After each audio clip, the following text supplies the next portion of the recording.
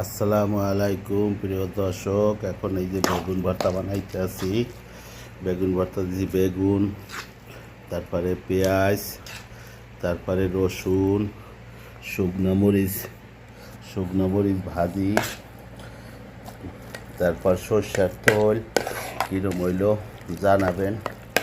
বেগুন ভর্তাটা বিদেশে আমরা তো পাক জানি তো না, তারপরও একটু চেষ্টা করি। তাতে যে কলমি শাক, আজকে শুক্রবার কলমি শাক আসছিল, কলমি শাক ভাজি করছি, বেগুন ভর্তা বানাইছি। কালকে আল্লাহ বাসাইলে কাজে সাইডে লইয়া যাব, কীরকম হয় জানাবেন। কী কী দিছি: কালো জিরা, রসুন, তারপরে পেঁয়াজ, তারপরে কাঁচামরিচ, ধনিয়া, সব কিছুই দেওয়া হয়েছে। সর্ষের তেলও দেওয়া হয়েছে। ইনশাল্লাহ দোয়া করবেন আমরা যেন জান সালামতে ভালো থাকি আর কাজে যাইতে পারি। এখন এই যে বাড়িতে শুয়ে দেবো কালকের লেগে, কালকে যে কাজে যাব, এই যে এখনই বাড়িতে থবো, নাহলে আর বিষয়টা যদি কেউ খায় তাহলে ভর্তা ঠিক থাকবে না, বুঝছেন।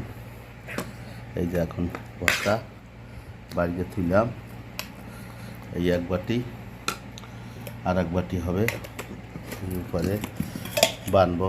এটার ভিতরে আর এক বাটি। এই যে টিনকেরি বাটি, প্রবাসীর জীবন দেখেন কিভাবে এখন রাত্রে কালকের কাজের জিনিস বানাইয়ে রাখতে হবে, তারপরে নিতে হবে, নাহলে তো খাওয়ার নাই।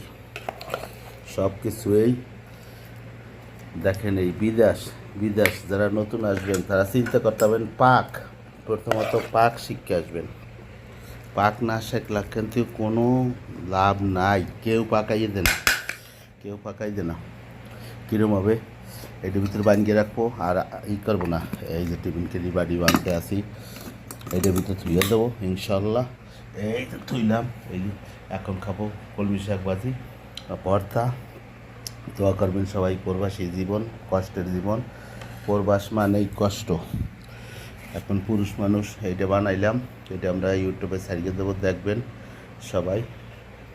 আর আমার জন্য দোয়া করবেন। ওকে, ধন্যবাদ।